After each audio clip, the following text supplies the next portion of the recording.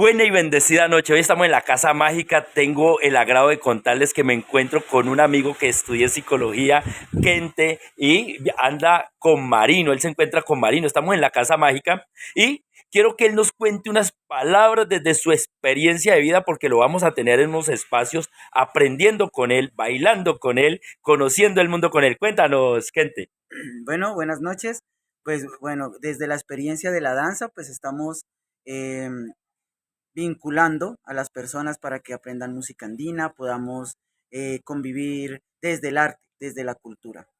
Eso, y Marino, ¿qué nos cuentas? No, que ese es un momento para invitar a todas las juventudes, sobre todo que las juventudes tienen un pensamiento muy abierto, con una mira al futuro positivo y ánimo. Exacto, entonces nos vamos a despedir en Runa Chimi.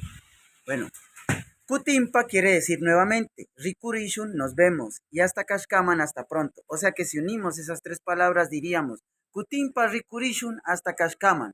Nos volveremos a ver, hasta pronto. Excelente. ¿Cómo suena?